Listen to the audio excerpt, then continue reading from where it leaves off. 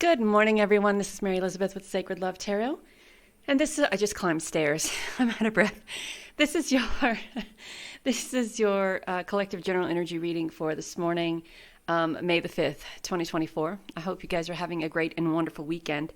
And I wanted to just mention something really quick. A couple of days ago, I asked for advice, and I received advice on and off of YouTube in the comments. And one of the comments that I read talked about how this lovely lady explained how she used to watch my videos a lot, but recently they've had anger undertones, and so she doesn't, I guess, not watching as much. And this is what I want to say. I am not here to apologize for how people feel personally about what they take from my readings, right? I'm not going to apologize for that. I have been on a journey of self-exploration, healing, and forgiveness, and finding myself and coming back to the version of me that I am supposed to be. And I won't apologize for any of that either. I know that it's very easy in this day and age to confuse anger for passion. It is very easy. Because in today's society, both mean the same. We can take someone's passion for something, perceive it to be anger. We can take someone's anger for something, and some people would perceive it to be passion, but other people would perceive it to be that person has a lot of shit to work through. And I recognize that and understand that. But what I want to say is that the version of me who I am is the version of me who I'm supposed to be.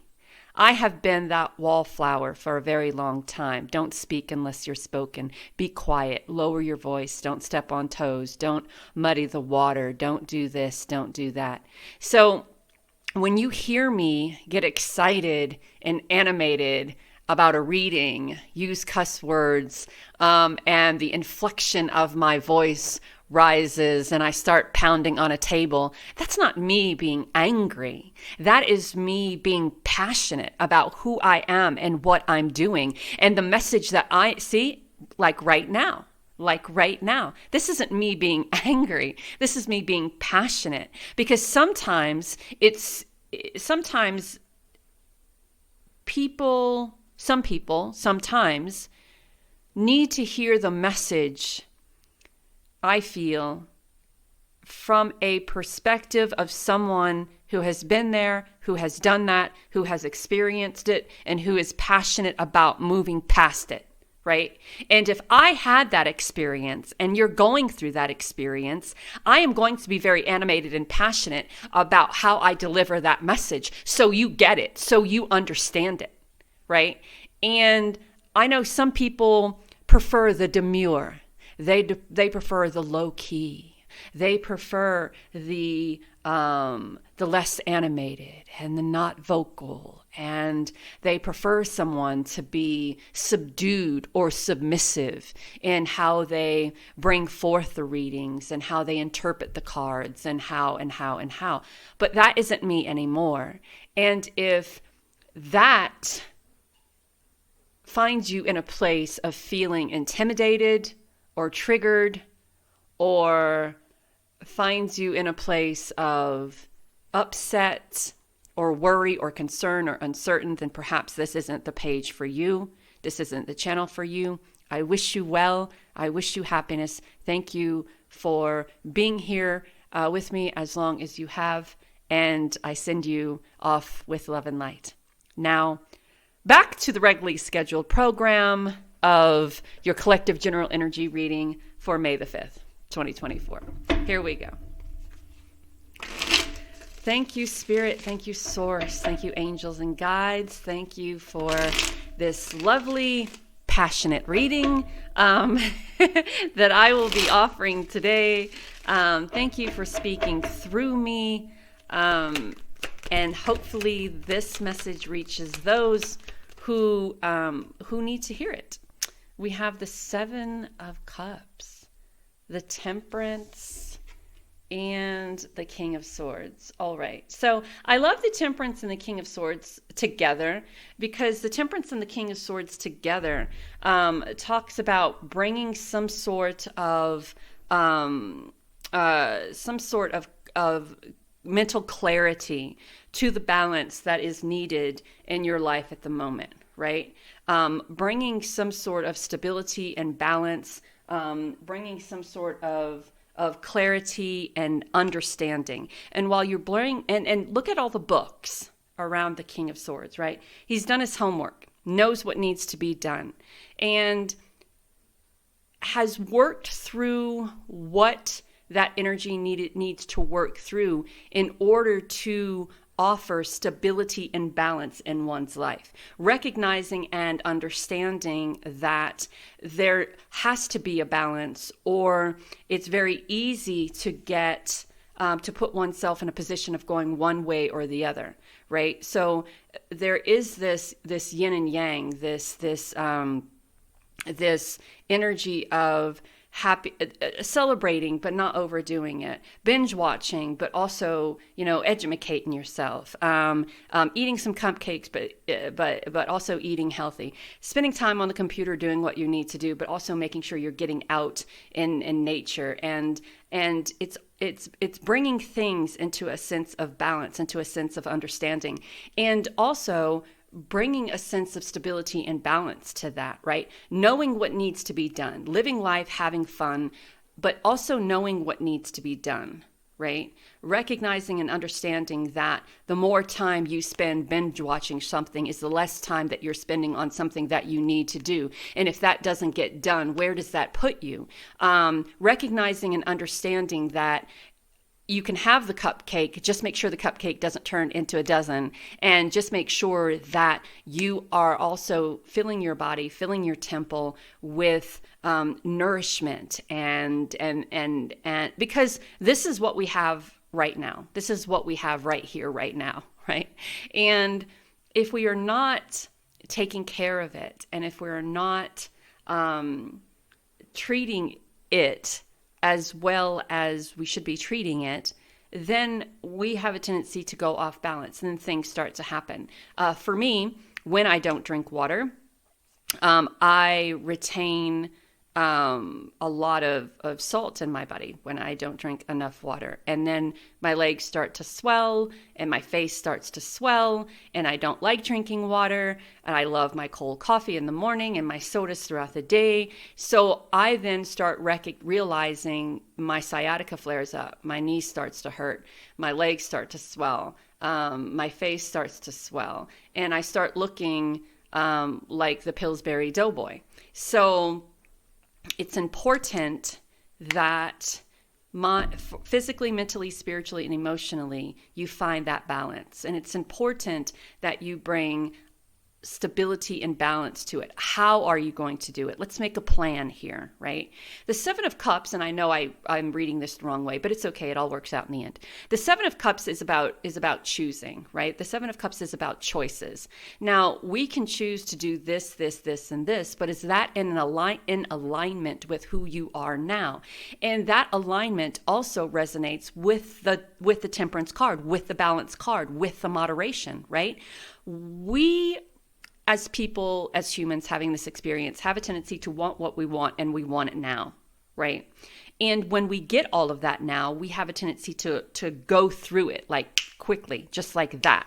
There's no moderation. There's no balance, right? So as you are putting out there into the universe, using your imagination and putting out there into the universe what you want, make sure that it resonates with who you are now. That's first and foremost, because you've changed, you've evolved, and the things that you are manifesting in your life that could be beneficial to you at this moment are not things that could have been beneficial to you 5 years ago. You've evolved, you've changed, you've come through ascensions. So making sure that what you are asking for, or what you are choosing, or what you are attempting to manifest is something that benefits you now, right?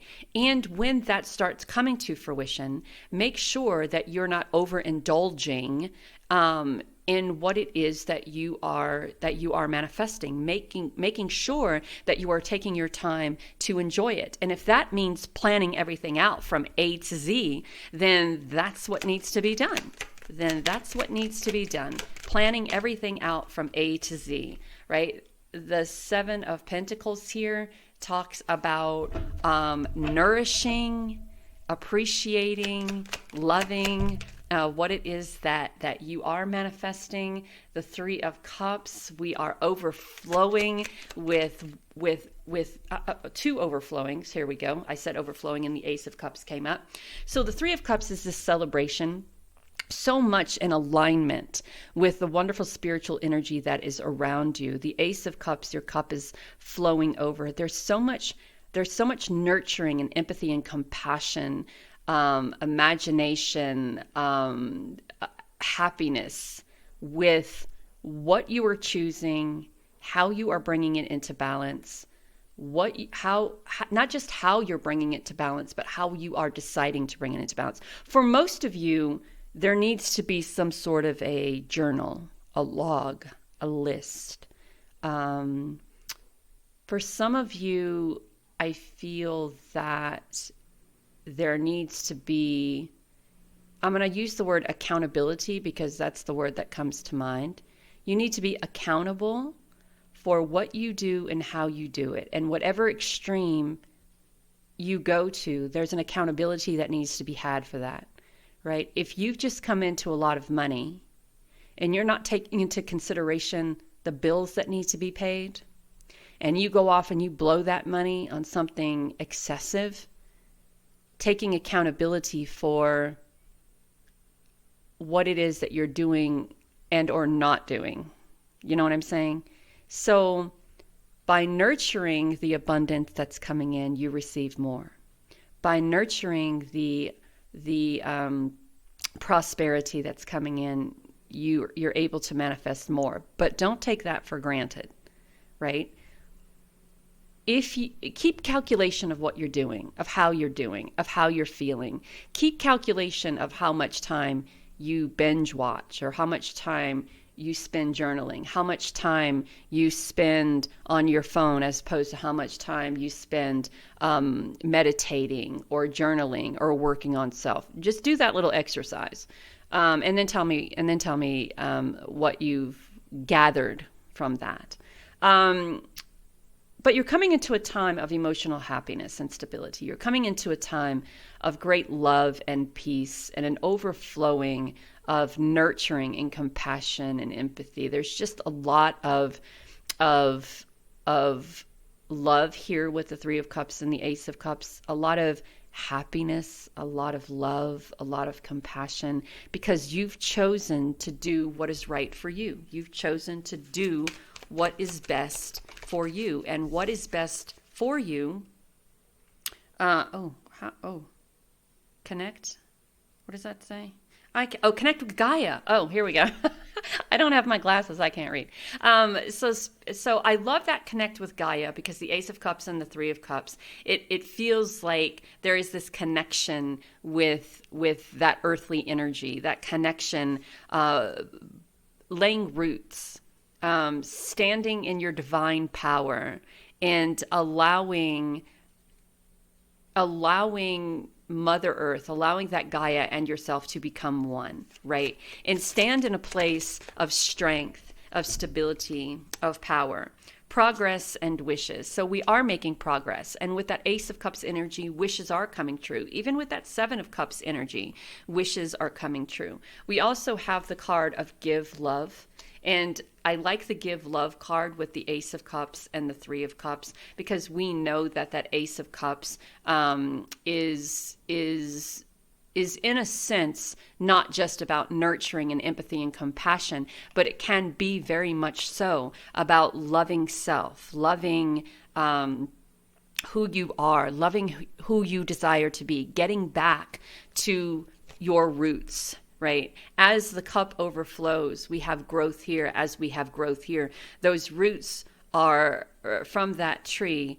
And then we have the roots from this beautiful person who is standing with arms raised, as we do here in the Three of Cups, and becoming one with their own root system, right? We're planting the seeds and we're allowing the energy from within to allow us to transition and ascend to a higher version of who we are. We have the Stonehenge there in the background, spiritual power all the way around, and we have give love, and love is so very important. And if it's not to someone else, then it's to self. And I think love, when we talk about love, most people, talk about relationships, but we can love many, many, many people. It doesn't have to be a physical thing. Love can be emotional. It can be spiritual. It can be something that we offer to others to let others know that we are there for them, we care for them. It can be a physical